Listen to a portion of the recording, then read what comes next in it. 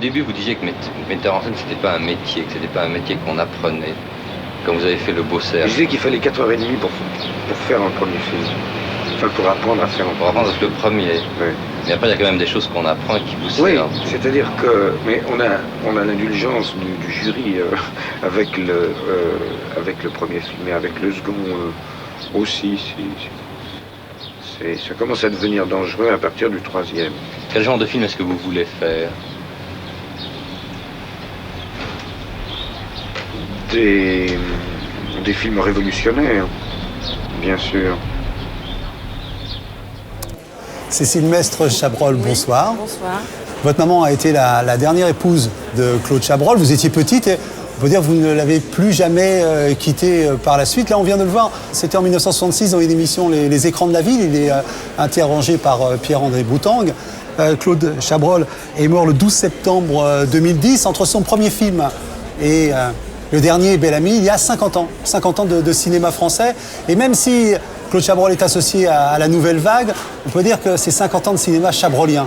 Alors, Cécile Mestre-Chabrol, vous êtes premier assistant réalisateur. Vous l'avez été sur les films de Chabrol depuis l'Enfer, en 93, et vous l'avez été jusqu'à la fin. Alors, face à ce miroir, je vous demanderai de nous dire votre passion pour Claude Chabrol. Ma mère était script de Claude sur Les Biches. J'avais quelques mois et Claude est tombé amoureux de ma mère. Donc il lui a dit qu'il l'aimait. Elle lui a dit c'est très intéressant. Oui, c'est... Le temps a passé et ils se sont aimés plus tard. Enfin, cette histoire a pris du temps, mais c'est vrai qu'il était très présent dans ma vie. Alors on va revenir lui dans sa vie quand il est né. C'est un miraculé, en fait. Ouais. Alors en fait, je crois que ses parents ont fauté dans un bain. Il y a une histoire de bain de chauffe-eau, de fuite de gaz et tout ça. Et le médecin a dit, oulala, cet enfant ne doit pas naître, sinon ça va être affreux, il va avoir des séquelles, ça va être épouvantable et tout ça. Donc il a failli ne pas naître. Puis sa mère a eu la bonne idée de le garder. Et du coup, il est né très fort, très résistant, avec cette envie de vivre, je pense. Alors, ce Chabrol, non, c'était un petit gamin quand même qui aimait le théâtre, qui aimait la lecture. Il avait un oncle qui était projectionniste, me semble-t-il, hein, voilà, en Creuse. Comme il a passé un bout de la guerre en Creuse. Oui. Ça ressemble à Cinéma Paradiso. Il a été un de ces petits gamins élevés au milieu des bobines, puisqu'il aidait, pendant la guerre, il aidait cet oncle à tenir un cinéma. Donc il a été, il dit, distributeur, producteur, enfin diffuseur très très tôt. Ouais. Alors le grand moment, c'est son arrivée au quartier latin. C'est-à-dire que là, il va commencer à vivre cette vie d'étudiant parce qu'il est censé faire des études quand même. Ouais. Son père est pharmacien, il aimerait bien que Claude fasse pharmacie. Ouais. Bon, Chacha était gentil, donc il a dû dire bon d'accord, ok, mais voilà. Et non, ça l'a pas.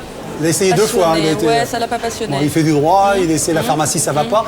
Il fait une semaine ou une journée, une semaine à Sciences Po. Et là, qu'est-ce qu'il découvre? Il déteste ces gens-là, c'est-à-dire des gens qui sont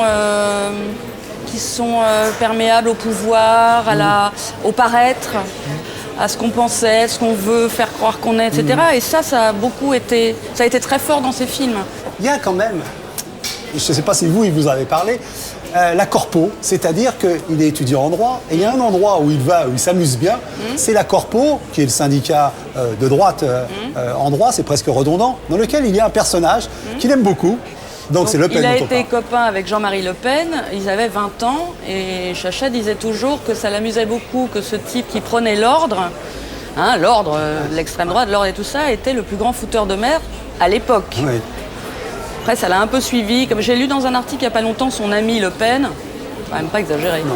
Alors, on va être un peu chronologique. Agnès Good, sa première phase, elle a été importante. Elle a été importante dans sa carrière, dans le financement même de sa carrière et de la Nouvelle Vague. Oui, parce que c'est grâce à l'argent d'Agnès que Chacha a pu faire son premier film. Ouais. Oui, et elle était productrice en fait des films. Oui. Bon, ils se sont séparés, ils n'étaient pas tout à fait... Elle n'était pas en raccord avec le monde du cinéma, en fait. C'est ce qu'elle dit, qu'elle s'est sentie pas dans son élément. Pas dans son élément, et puis Chacha tournait beaucoup, enfin, il a été un demi-dieu pendant presque une année, enfin, ça a été tout d'un coup la grande découverte. Et puis il a rencontré Stéphane, donc voilà. Stéphane, c'est Stéphane Audran. Elle est là aussi dès le début parce que dans Les Cousins, elle est là. Et il faut dire que Les Cousins, ça c'est extraordinaire, il fait ses 2 premiers films la même année, en 59. Alors ils sont sortis la même année, je crois. Le Beau Cerf voilà. Et Les Cousins. Et Les Cousins, ils sont sortis la même année. Ouais. c'est des films qui sont un énorme succès, à l'époque 1 million et 2 millions d'entrées. Et alors, les aventures de la Nouvelle Vague et des Cahiers des cinémas, il en parlait. La Nouvelle Vague, il dit c'est quasiment une légende.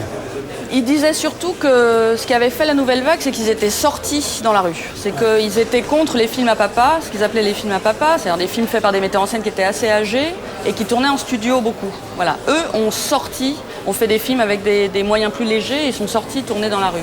Pour lui, c'était surtout ça, la Nouvelle Vague. Bon, après, ça a été un groupe de copains. Truffaut, Rivette, Romer, Godard, évidemment. Non, mais c'est assez extraordinaire d'imaginer tous ces jeunes gens ensemble comme ça, qui écrivaient des articles, parce que, bien sûr, ils étaient critiques et ils ont décidé, en fait, leur aventure, c'est d'abord l'aventure de critiques, qui après ont décidé de passer à la réalisation. Ouais.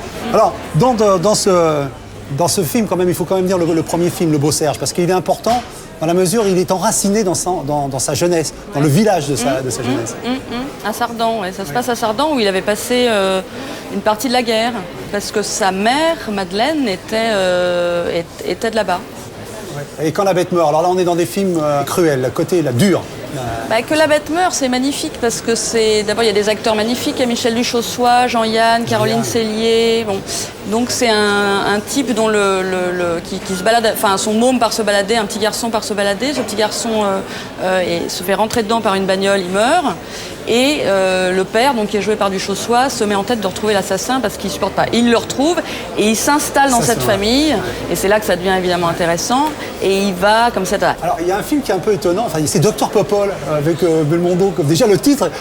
Est-ce que parfois il y avait des défis comme ça, ou est-ce que ça paraît un petit peu singulier? Bon, Dr Popol, c'est le film qui a permis à Chacha de venir vers Langon. Enfin, ça a été tourné à Langon. Il se trouve qu'avec ma mère, on vivait pas très loin. Donc ça a permis de se faire là et tout ça. Ma mère dit que c'était un baisodrome absolu, c'est-à-dire qu'on ne savait plus qui baisait avec qui, tellement c'était... Voilà. Chacha aimait beaucoup Belmondo. Bon, je crois que c'est... Ils ont fait 2 millions d'entrées quand même, hein, c'était pas... Ouais, c'est très étonnamment d'une certaine façon, voilà. Mais il avait... Puis c'était Gégauf, c'est toute la période Gégauf. Gégauf, c'est un personnage très important dans la vie de... Chacha dit qu'il l'a déboutonné d'une certaine façon, qu'il l'a aidé à faire sauter un peu les conventions comme ça dans lesquelles il était un peu peut-être coincé et tout ça. Et Gégauf était un type assez séduisant, assez très dingue et extrêmement drôle. Gégauf qui est mort, qui est mort assassiné par sa femme la nuit de Noël. Hein. Oui, c'est quelque chose d'assez... Pas mal, pas commun. Et je vous dis de vous parler de cette période, alors il faut la situer, c'est la séparation avec Stéphane Rouen et il s'installe avec votre maman et vous à Neuilly. Eh oui. Non, mais parce que voilà, dans son itinéraire. Oui. Non, alors, il vivait à Neuilly avec Stéphane et Thomas. Thomas, qui est donc le fils de Claude et Stéphane. En 76. Voilà, et donc Chacha voulait rester pas trop loin de Thomas et tout ça. Bon, nous, on venait du quartier latin avec ma mère. Le passage a été un peu rude, on n'est pas resté très longtemps. Il y a quelqu'un d'autre qui arrive dans son espace, c'est Isabelle Huppert. C'est Isabelle, sur Violette, Violette Nozière. Ouais. Violette Nozière, c'est aussi très significatif de Chabrol, c'est le fait divers, le film qui part du fait divers. Il aimait beaucoup ça parce que ça permettait de pas avoir de doute sur la véracité des choses. C'est-à-dire, on ne peut pas dire c'est pas possible. Bah si, c'est possible parce que c'est arrivé. Voilà. Et le fait que ça parte du fait divers, ça lui permettait de pouvoir aussi s'éloigner de la réalité.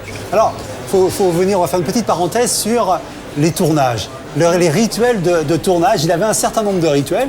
Il disait que c'était sa récréation. Le travail, c'était avant, et que c'était un peu la récréation, le tournage. Il disait que c'était... Alors, récréation au sens où c'est ce qu'il Studieuse, préférait. Hein. Voilà. Il travaillait énormément avant, dans sa tête, pour fabriquer le film, pour que le film soit quasiment monté dans son cerveau, hein, vraiment plan par plan. Et donc, quand il arrivait le premier jour de tournage, le film était fabriqué dans sa tête. Donc, il savait toujours où mettre la caméra, comment ça allait se passer, on n'attendait jamais, etc., etc. Alors, il avait aussi, paraît-il, de fausses colères. Il aimait bien faire semblant de... Mais il était d'une mauvaise foi absolue quand même. Enfin, je veux dire, on a envie de dire que du bien de lui. Il avait quelques défauts, et notamment la mauvaise foi. Il était d'une mauvaise foi ahurissante, ouais. On va un peu défiler les films. Dites-nous ceux pour vous, les films importants dans la carrière de Chabrol. On n'osera pas jamais dire Chacha, nous, hein, jamais. Non. j'adore Une affaire de femme, j'adore La cérémonie, enfin voilà, bon, j'adore Que la bête meurt, j'adore Le boucher, j'adore Juste avant la nuit. C'est un scénario terrible, Juste avant la nuit. Je pense que pour lui, tous les films ont été assez importants. Et pour moi aussi, parce que pendant 25 ans, ma vie, elle a été rythmée par les films. Comment ça s'est passé la première fois où il vous a dit, sur le prochain film, c'est toi ma première assistante? Vous vous souvenez ça bien? Évidemment, je m'en souviens. J'ai pensé qu'il était complètement cinglé, mais bon, j'avais été stagiaire, tout ça, et il m'a confié ce poste génial, très difficile, assez ingrat et en même temps magnifique, parce que au fil des années, c'est devenu une collaboration entre nous. Donc, j'ai eu la chance d'avoir ça. C'est pas le cas de tous les assistants. Moi, j'ai eu cette chance-là. Mais il y a un film, C'est Ivresse du pouvoir. Ça, c'est un morceau, ça. Oui. C'est un morceau parce que c'est l'affaire Elf, c'est Isabelle, Eva Joly, tout en n'étant pas Eva Joly, mais en étant Alors ça, c'est la rencontre avec Berléand, que Chacha aimait beaucoup. C'est un très bon film, L'Ivresse du pouvoir. Alors, le dernier film, Bel-Ami, qu'on a dit testamentaire, parce que c'est le dernier tout simplement, mais qui n'a rien de testamentaire. Testamentaire, je sais pas, assez proche. Le couple que forment Gérard Depardieu et Marie Bunel est assez proche du couple que formait Chacha avec ma mère. Voilà, il y a tout ça. Le thème du film, c'est simple, c'est comment on peut avoir beaucoup d'empathie pour des inconnus alors qu'on ne s'occupe pas de sa propre famille. C'est passionnant. Oui, ça c'est passionnant et assez visuel. Et c'est là qu'il y avait ces fausses disputes avec Depardieu, ça devait tonner quand même là. Ça a été le plateau le plus bruyant du cinéma français, parce que les deux, c'est des perturbateurs. Et je crois que Gérard a été assez sur le cul de rencontrer un type qui foutait plus le bordel que lui. On doit en venir à ces derniers instants. Comment vous les avez vécus personnellement, bien évidemment? Je crois que je ne suis pas capable d'en parler, parce que ça a été très rapide. Ce qui est sans doute mieux pour lui. Un petit peu plus difficile pour nous, mais je peux pas l'imaginer, enfin je l'aurais jamais imaginé malade non plus. Enfin voilà, donc la seule chose qui est bien dans cette mort, si je peux dire cette phrase absurde, c'est que c'est arrivé vite pour lui. Voilà. Alors, juste pour ceux il y en a peut-être 2 ou 3 qui n'ont jamais vu un film de Chabrol, quel est seulement un film que vous conseillez? Un seul film de Claude, Que la bête meurt. Que la bête meurt, voilà. On ira la voir et on lira Claude Chabrol par lui-même et par les siens, dans lequel vous intervenez d'ailleurs, et qui est, en fait, il y a ses femmes, ses ex-femmes, ses amis qui parlent de lui, c'est chez Stock. Merci beaucoup en tout cas de nous avoir fait. Merci.